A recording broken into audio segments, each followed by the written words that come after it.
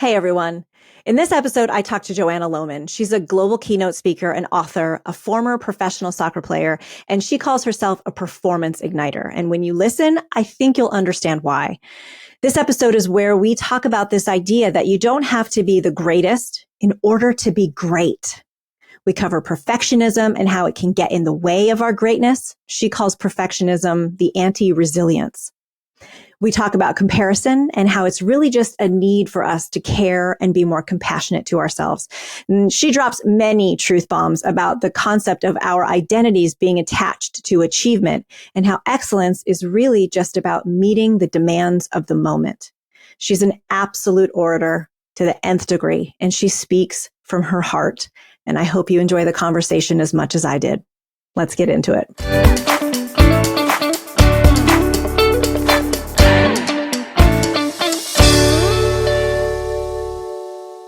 Hi, Joe.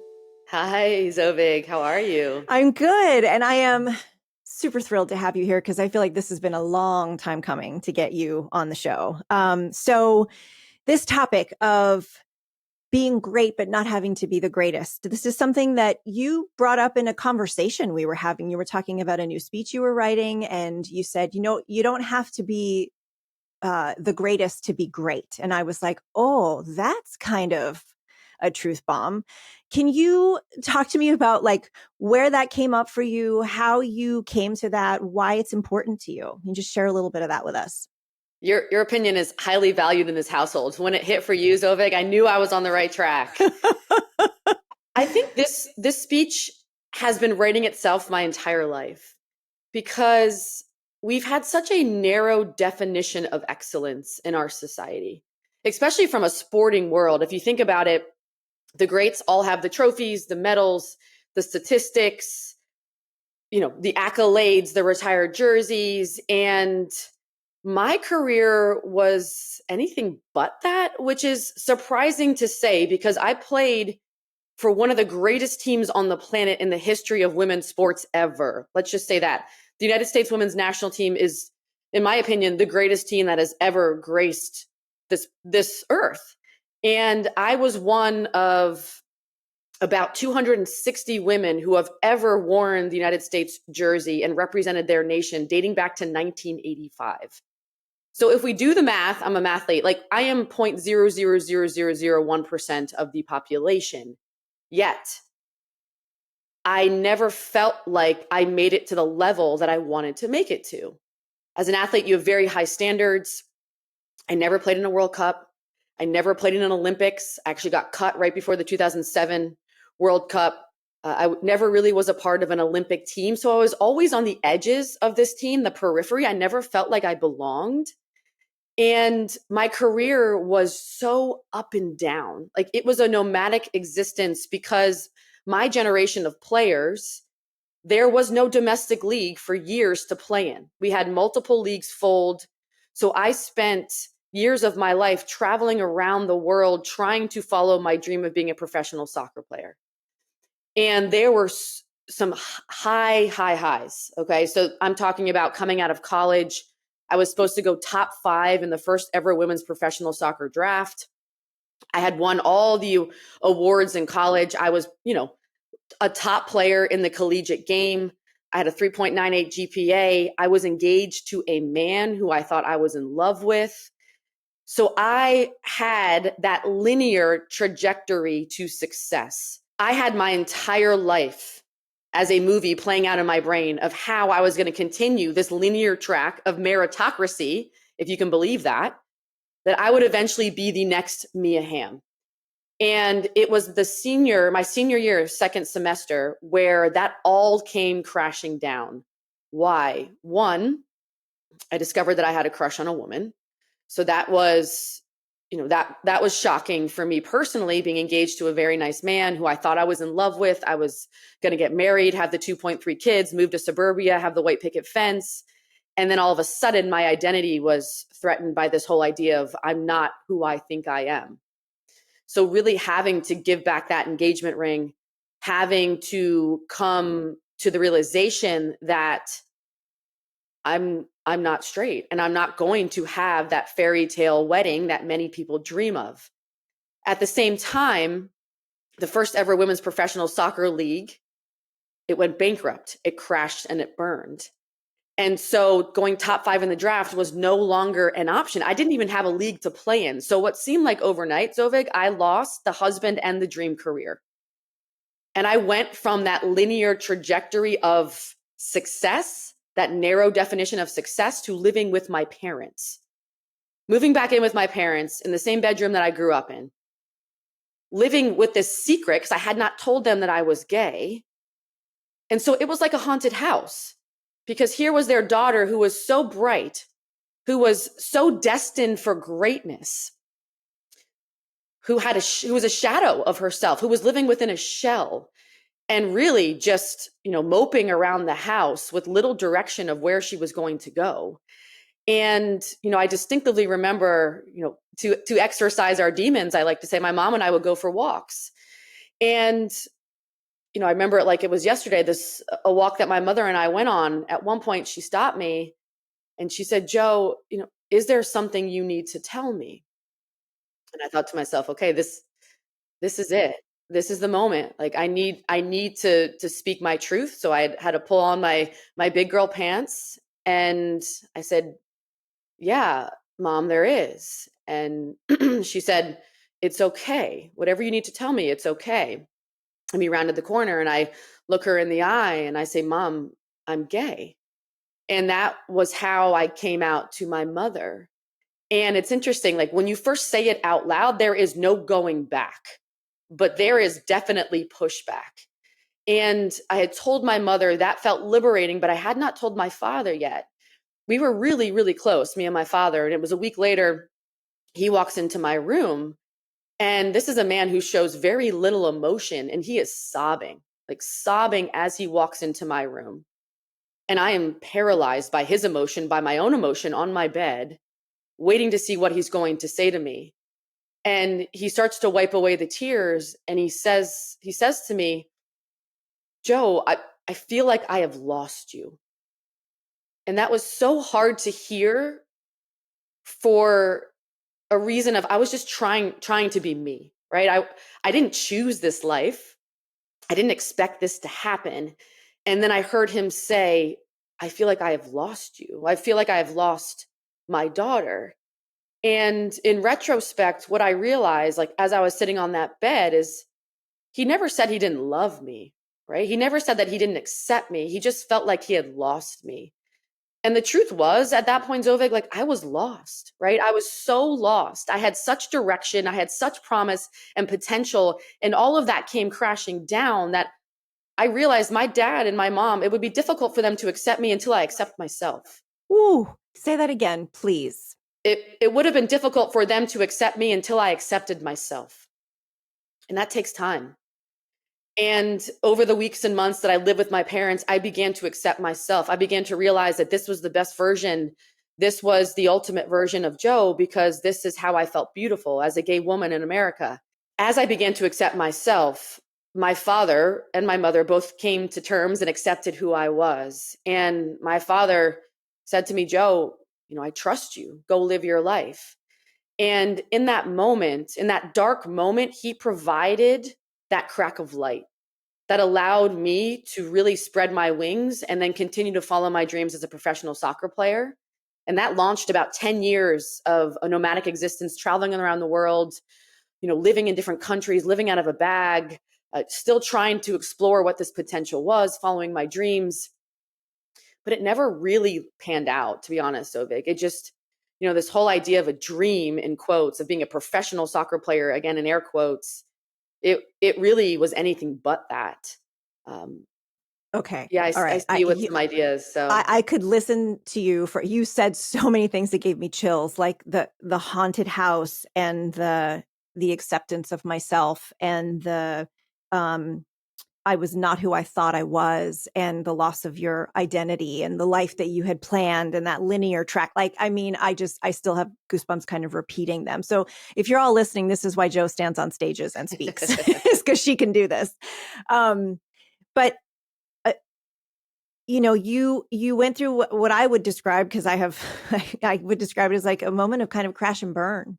yeah, And How I like to think of those moments, and also I didn't experience it, so it's very easy for me to sit here and say that, right? But it feels like a moment where a person could go one of two ways: go into a darker place and make themselves smaller and decide this isn't for me and this wasn't my life and I guess I didn't deserve this. And that's one direction.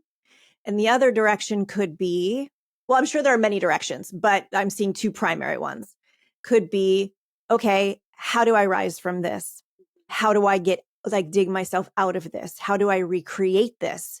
And you talked about, this career, this professional career in sports where it was never, I'm not using your words, but it never quite panned out, or it was kind of, I don't know. I had this image of it sort of just being discombobulated, like it was there and you did it and you were part of it and you experienced things some of us will never have the chance to experience. But for you, it didn't feel like it was connecting and becoming something. Am I accurate in relaying that back to you? Is that an accurate way to say it? Okay. So you chose to still make something great of yourself. What enabled you to do that?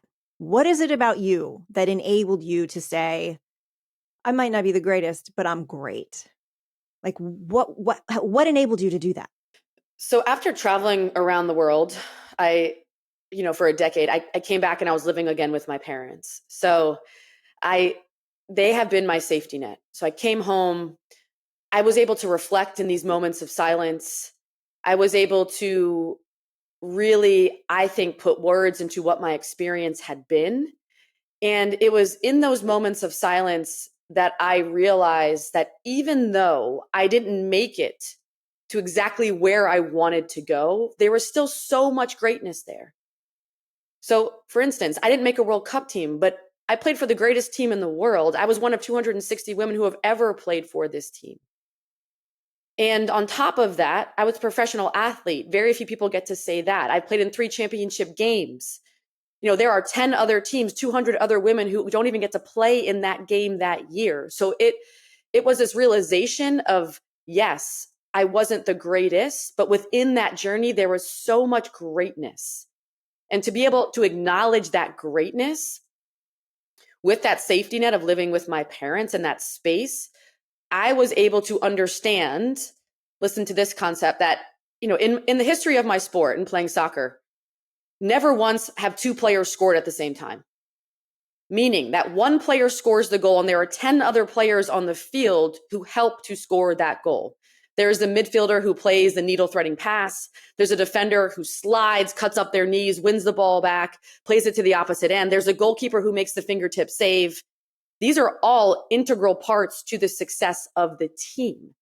And so I was able to see my role in a way of, sure, I wasn't the goal scorer, I wasn't the star or the captain, but I was the lifeblood of that organization. I am the engine of that team that is making it run. And while I'm not an expert in every industry and business, there is a universal truth that when we lean into our unique contributions and find value in those unique contributions, and we give them with full focus to the whole organization, that is when the organization has traction and success. Because those middle core group of people, that is where the rubber hits the road. Whatever vision you have as an organization, whatever mission you have, it can't fully be executed by your CEOs and C-suite individuals. It has to be the lifeblood of your organization where your mission is put into action. And so in essence, I was the everyday person, right? I was the ordinary Joe doing extraordinary things. And the cool thing, Zovig, is when I accepted that I wasn't going to be the next Mia Hamm, when I let go of that weight, when I let go of the things I could not control, that is when I had the best seasons of my career with the Spirit. That is when I became the star of the team because I stopped giving a fuck about being the star of the team. And I purely focused on my own role, gave every ounce of my being to that role. And that created my own stardom, right? That created my own success. And that's the truth right there, is that when we can let go of everything else that's outside of our control and focus solely on what we can do as an individual, that's when we find that success. And that's when we find our greatest potential and our greatness. this might be the first time I've gotten emotional on this show. So well done to you in doing that. Okay. Yes to everything you have said. I think it probably whoever's listening, it's going to ring in their hearts what you're saying as truth. Like, it's inarguable what you've just said to me. And yet, so many of us struggle with the ability to let something go in order to embrace something else. And when you're talking, and even when you brought this up, just sort of off the cuff in our conversation, which was just like a phone call catch up where you brought this up, immediately I thought about the idea of our tendencies to compare ourselves in life. But, this show is a lot about what happens at work. And I know that you speak to a lot of corporate audiences and very, rigid corporate audiences, if you will, like some industries that are, very highly regulated. And so you've kind of seen it all. I've worked with many industries, and there is this experience of comparing ourselves to others, person to person, peer to peer, team to team, company to company. It's always about how do we get ahead? How are we better? And at the individual level, it's what am I not doing? I think the first thing that so many of the people that we work with through my company that these high achievers ask themselves is, what am I not doing? I mean, I ask myself that all the time. I didn't get what I wanted from this situation. What am I not doing? What am I missing? What do I need to learn? How do I, quote, work on myself and do more work on myself? Right. So this idea of I'm missing it somehow. He or she over there is getting it and I'm not. And so this idea of comparing ourselves can really be this brick wall in front of us when we can step to the other, like sort of step to the other side where there is our version of what great is, but we stand here going, but I wasn't the greatest, or I didn't do it the bestest, or whatever story we're telling ourselves. How do you see working through that tendency to compare ourselves to what we think is better and what we should be? Yeah. I think first is the compassion, because comparison is something that happens to us. We have no control over that. It's innately human, right? We naturally compare. And when I think about comparison, I want to contrast that with care, right? How do we care about ourselves? How do we care about others? How do we care about our craft?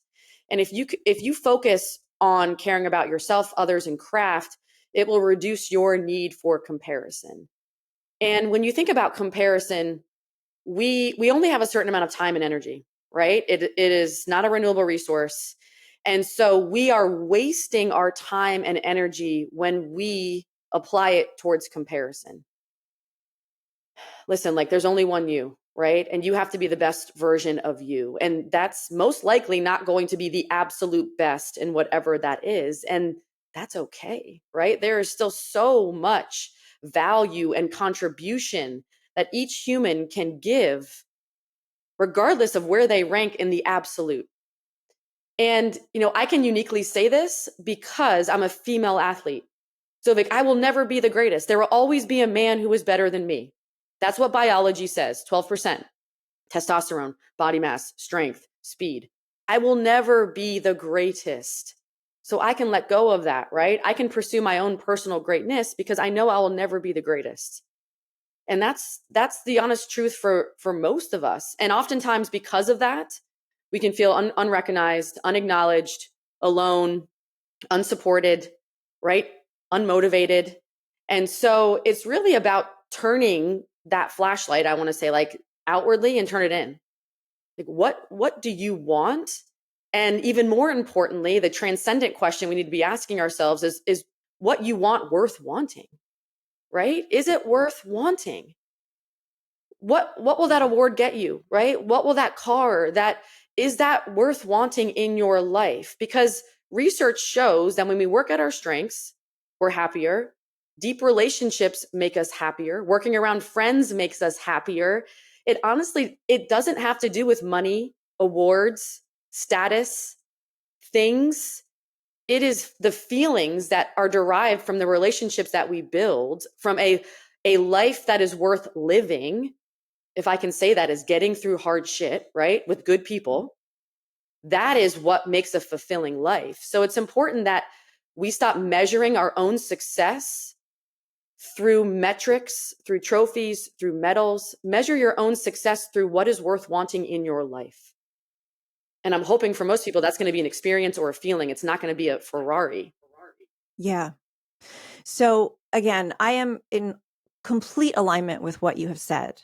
And what I'm going to poke at this a little bit just because I feel like we have to, because I can hear wheels turning on, on the listener side. And if I were a listener, I'd be like, yes, but I might do that. Right. So we live in a world of comparison. Like our companies are set up to, we have performance reviews, we have scorings and ranks, and we have, monetary goals and all these professional goals. And then we have goals in like our world is literally set up with, are you number one or are you number 10? Or are you, like we kind of can't get away from that stuff. And so I love what you said about the compassion and caring that you have for yourself and how that can help you sort of get away from the comparison. Totally agree. We have to, like you said at the very beginning, accept ourselves in order for others. And I think acceptance is part of that compassion and caring experience. And when we're in those environments where we have the scores and the ranks and, all that stuff and everything feels zero sum, how do we separate ourselves from that? I personally call that, you can play the game, you don't have to be the game. That's how I like to think of it. It's like, okay, if I want to work here at big tech company, I see you design, I get your scoring, I get all your performance review stuff. I'll play it, but I'm not it. But that being able to create space between that system and ourselves can be really challenging. Does that make sense when I'm saying that space between? Yeah. So what do you say to that? Like, how might a person think about that when they're so in it? They might not know how to see outside of it. Yeah. It's a great question. And it's a great thing to discuss, because what you're talking about is a performance-based identity. It is when we wrap our identity around a certain performance, result, outcome, trophy, medal, stat, success metric within your company. If you have a performance-based identity, you are so narrow. You actually become fragile, right? You become fragile because that result is so important to you that it becomes life or death. And when the result becomes so important to you because it is your identity, it means, am I okay if I get X? Then you become fragile. Then when it comes to performance time, you freeze up because it is life or death, and your survival brain kicks in. And when your survival brain kicks in, fight, flight, or freeze. So what I'm saying is that the performance-based identity will lead actually to worse performance. If I can think about my own career, when I let go, when I stopped comparing myself, when I stopped chasing the shadow of greatness, that is when I had my best performing seasons. Because you play and you perform with a level of freedom, because you're like, it's not my identity. I am more than a goal, an assist. I am more than a metric. And when you can see yourself as a whole human being, you are able to show up at work in a way where one mistake is not going to crush you. You don't have to be perfect in order to be a valuable person within your organization, because perfection is the anti-resilience, right? That is not going to lead to great performances. So if we have such a narrow focus, we're actually doing our performance a disservice. We show up in a way that we are tense and very insecure. We're very inward focused. We're not able to see our teammates and our colleagues. We're not able to see gratitude of what we're working for. We're not able to appreciate the actual journey because all we are worried about is that result. And so it almost sounds counterintuitive of like worrying less about the result would actually help you to perform better. But that's what science and research shows, right? Because you're able to have a wider perspective about who you are. So you'll be able to unlock different levels of performance because you're able to lean into whatever strengths that you have. You spend less time proving yourself, you can spend more time being yourself. And then you can get into your flow. Then you can just do what you know how to do and what you want to do versus what you think you should be doing. You said identity many times, and I want to explore that a little bit.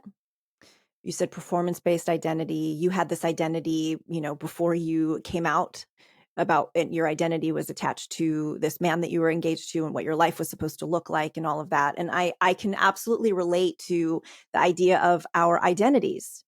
And we hold on to we hold on to these identities for dear life. Like, this is who I am. I'm a this person. I'm a that kind of person. If I had I'm sure you hear people say it all the time. I'm the kind of person who, and it's like we really put ourselves into a box when we say those types of statements.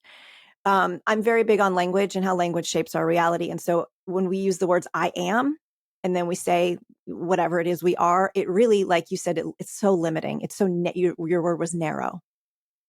And I want to talk a little bit about what identity means for you. Like, do you still have identity given how your original identity was just sort of shattered? And I'm curious if you still look at it that way, and whether or not you think we as people can or should be thinking of ourselves in certain ways, like, or do we sort of obliterate that idea of identity? And where do you fall on that? Mm. I've had a transformation in my own identity. And I think it resonates in this conversation because we all have narratives in our lives that are restrictive. We all have narratives that we've inherited from childhood that society has beat into us. And as a female athlete, I've been told a narrative my entire life that I'm not fast enough, I'm not strong enough, I'm not skilled enough for anyone to want to watch me play sports. That is a message I have heard loud and clear. And I would say for the majority of my career, that was a narrative that I inherited, and it lived rent free in my head.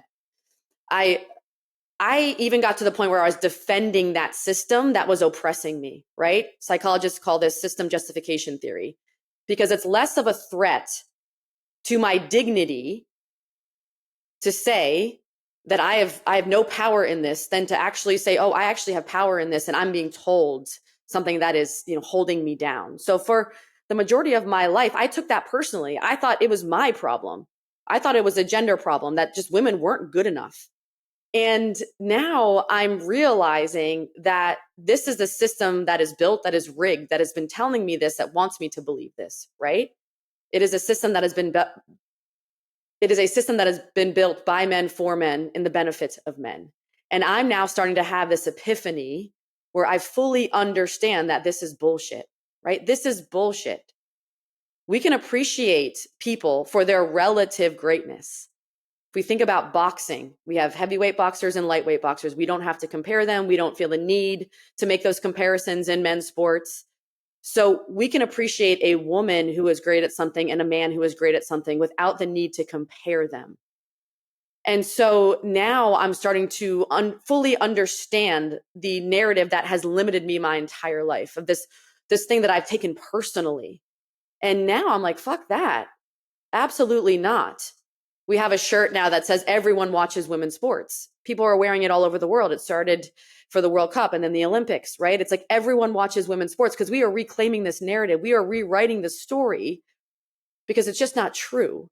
So I think a lot of us have these limiting beliefs internally that we have yet to challenge, that we don't fully appreciate, that we don't understand. So we really have to do some deep self-reflection and challenge whatever ideas, limiting beliefs, whatever restrictive boxes that society presents as whatever options that society presents as realistic options for identity, we can bust through those, right? So like, how are we bending our body and breaking our souls to fit into these boxes?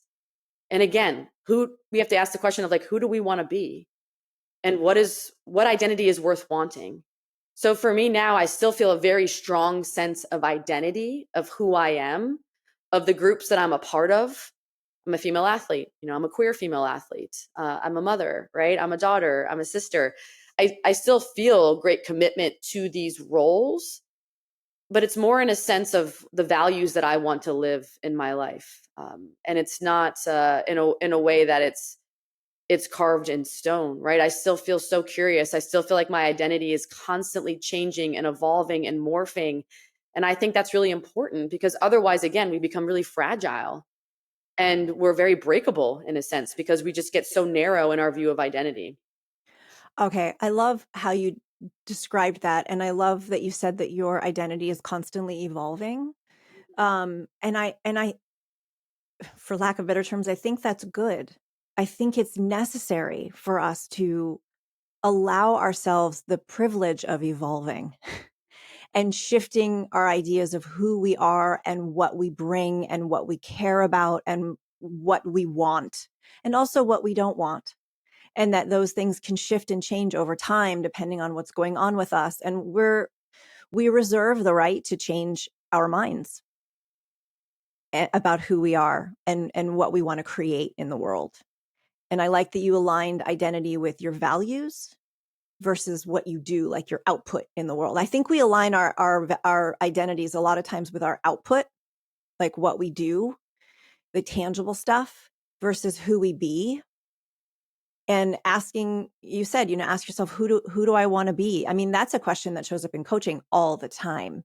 You're dealing with difficult, you're a leader and you're dealing with tons of layoffs. And now with this new administration, I'm seeing a lot of our clients are having to reshape programming so that it's not aligned with DE&I because they're afraid to have programming that is aligned there because it's dangerous, it seems now. And so they're having to shift and evolve. And we talk about like this world where we're constantly needing to evolve. And that's a leadership quality, being able to evolve. Yet we hold on to stuff and we do carve it in stone for ourselves. Just yesterday, Joe, I had a coaching session, my own coaching session. And I discovered a pattern, a narrative, as you called it. We call it a pattern. And it's this narrative of I'm asking for too much.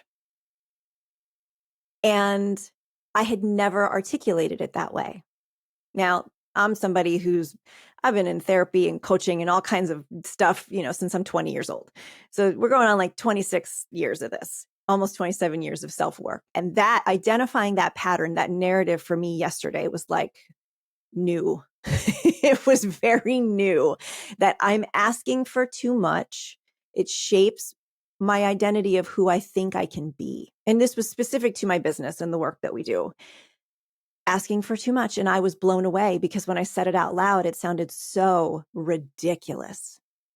It sounded, I mean, if I was looking at myself, I would have been like, are you kidding me that you just said that? And that's actually like a thing that you think. And yeah, it has been. But now that I've surfaced it, now I get to question it. But we can't question those things until we surface them and recognize them. And sometimes it takes something blowing up for us to recognize the narratives we've been living by. And sometimes it's more subtle. We learn it because somebody said something in passing and you're like, oh, I do that. Hold on. Learning moments are everywhere. But it was really, I reserve the right to evolve from that thought that I'm asking for too much. No, I'm asking for what it's worth. I'm asking for the value you will get once it's done. Right? Like that is how I can reshape that story for myself as an entrepreneur. And I feel a little vulnerable saying that out loud, to be honest. I mean, it makes me feel like, oh, I should be past this. And what are people going to think? And like all that, I'm going to tell you right now, everybody, y'all, that's all going through my head right now. Like, did I say too much? Did I reveal too much? Oh, well, fuck it. Oh, well, because, I know what I can do. I've seen myself do it. When I'm in my flow and I let go of what I think I should be, just like you, when you let go of the performance and the attachment to the result, you were just flying on the field. And now you're flying on the stage. So, okay, I want to take a little bit of a turn, if that's okay with you. And you threw out the word perfect or perfectionism. And this is something that comes up a lot in my work. And I want to talk about this idea of perfectionism versus excellence. That's my language. You can feel free to shift it. But this idea of being paralyzed by perfectionism, that perfectionism, doesn't exist. It just doesn't, because nothing is finite. Like you can always continue to change something, art, numbers, like everything continues to change. But yet we think that there's a there, getting there. So when you think about perfectionism versus excellence, or again, change the word if it feels right to you, but how do you see that? Like, what do you think the differences are and what do you strive for? I want to touch back on something you said, because I think it's a great definition of what we're talking about. You show up authentically, Zovig, and that's what we crave. We crave authentic relationships meaningful relationships with others. And that's, to me, what true leadership is. It is meeting the demands of the moment with a quiet mind, sound body, and big heart. That's what I try to do on this planet. Meet the demands of the moment with a quiet mind, sound body, and big heart. When I think about authenticity, I love to dismantle the idea that authenticity is showing up one way and one way only. Authenticity is meeting the demands of the moment because you have the confidence and self-belief and self-worth to know whatever happens in that moment, you can meet it authentically. You are strong enough, you are brave enough, you are courageous enough, you have the skills to meet the demands and the people in it of that moment. And that, to me, that's excellence. It is not perfection, because perfection, again, is the whole idea of anti-resilience. If you strive to be perfect, you won't show up. You won't even show up in that moment. And we crave people to show up fully in the spaces that we occupy and to be present with us. Again, if we worry about being perfect, our brain is so consumed with internal thoughts of, am I doing it okay? Do I look okay? What do other people think of me, right? My favorite high performance psychologist, Dr. Michael Gervais, calls it FOPO, the fear of other people's opinions. And he says a term called mind blind. You are so blinded by the own thoughts in your brain that you cannot see, you cannot be present in the moment because you're so worried about being perfect. So again, this whole idea of letting go, if we can let go of the idea of perfection, which is unattainable, right? Also inauthentic, disingenuous, then we are able to show up raw, human, fully present in the moment and share that space with someone and they feel that energy. It's an energy we talk about, right? Like Zovig, it's the energy that we're able to give off. And for me personally, showing up authentically with that quiet mind, sound body, and big heart, I am giving an energy that makes people feel more alive. I'm giving an energy that makes people feel lighter, that feels more confident, that feels more whole in their own skin. And that's what I want to do as a leader, and that's what I want to do as a person. So perfection for me is never what I'm aspiring to do. I'm actually aspiring, especially in this day and age, to show up with little distraction and meet that person in the moment. Because again, like that's what we want to build, meaningful relationships with people. That in Harvard study that's run over 80 years, adult development and happiness, they found the number one key to a happy life are meaningful relationships. So we are kidding ourselves if we think that money, cars, things, houses, awards are what are going to make us happy, when in the end, it's going to be relationships. And so if I am missing that mark, if I am missing a moment to build a genuine relationship with someone, then I am not being the leader that this company, corporation needs right now. And that's how I think about it for me personally. Like the whole idea of perfection, excellence is, just really trying to meet the demands of that moment. And I think that excellence, I love meet the demands of the moment. I think that's really a succinct way Mm-hmm. to describe excellence. And I think that allows for change and evolution. Excellence looks different at any moment. Sometimes, you and your wife, your excellence when you first had your baby probably looked a little different than what it might look now that she's almost 2, right? Yeah, Or maybe yeah. over 2, right?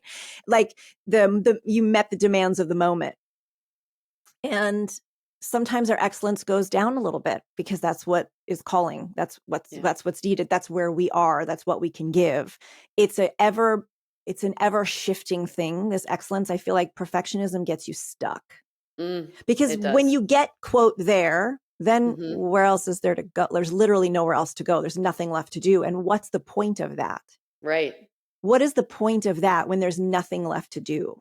So like I also teach yoga. And yoga is such an amazing metaphor for life. So if you know yoga, I'm sure have you done yoga? Just curious. Have you ever done yoga? Only a few times. Okay, cool. That's it's cool. only been a few times. Not required, but there is a pose. It's a primary pose in yoga, and it's called downward facing dog. Mm-hmm. Okay. It's like an upside down V shape. And many people think that the pinnacle of that pose is to get your feet flat on the ground and your legs totally straight.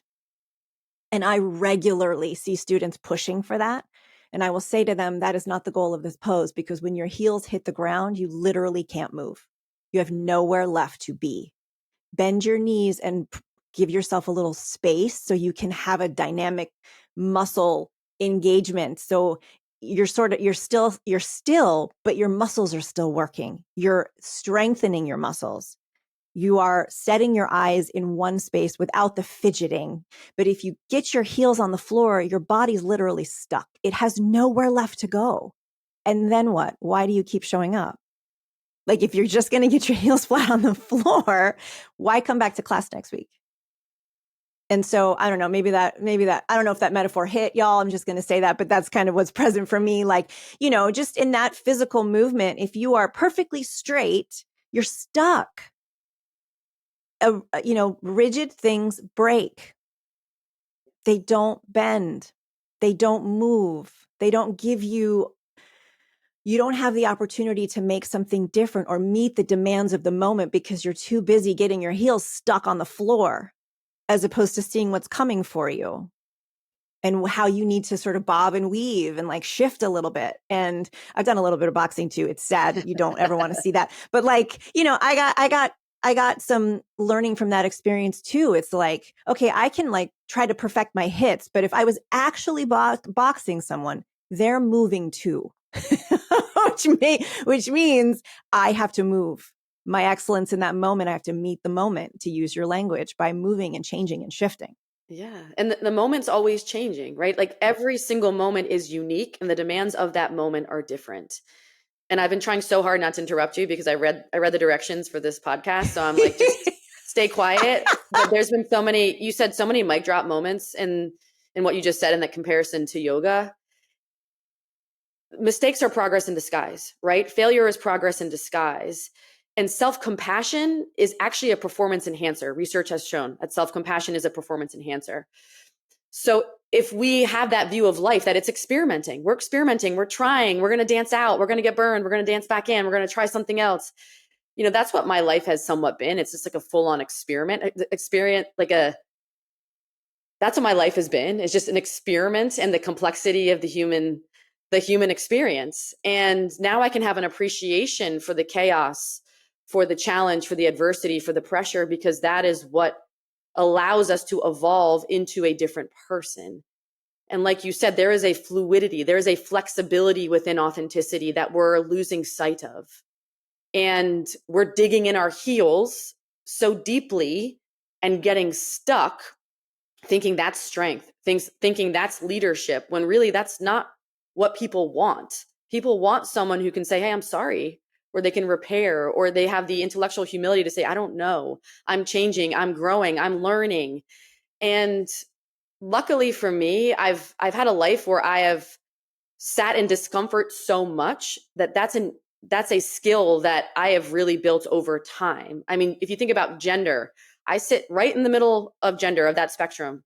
I get confused for a man all the time. I get called sir. And so having that discomfort of being misgendered, of really sitting between two poles, has allowed me to create this talent of, okay, I'm cool in that discomfort. I can sit in this mud and muck and not feel like I have to get out or feel like I have to escape, because this is where the growth happens, right? This is where life is lived, in that middle gray space where it is icky and muddy and weird and awkward and you want to leave so badly, but that space is where the magic happens. And that space is where we become different people. And so I think that's just something for all the listeners to hear, is like, if you're going through something that's uncomfortable, sit in it. There's going to be so much power in that. Okay. I think this is a good place for us to pause. I can't tell you how special this conversation has been and how many times I got goosebumps based on what you were saying. And yes, the first time where I actually got tears in my eyes. So, Joe, thank you so much for, I don't even know what I'm thanking you for, because it just feels like everything. So thank you for speaking from your heart. That is what I'm thanking you for. Thank you for speaking from your heart, always. And thank you for listening from your heart. And today wasn't perfect, but it was something, right? But it was good. Here goes something. That's how we're changing that phrase. Here goes nothing to here goes something. Here goes something. And this was pretty great. So thanks to everybody for listening. We'll be back in another 2 weeks with another episode. Until then, take good care of yourselves. Lots of love and big energy. See you soon.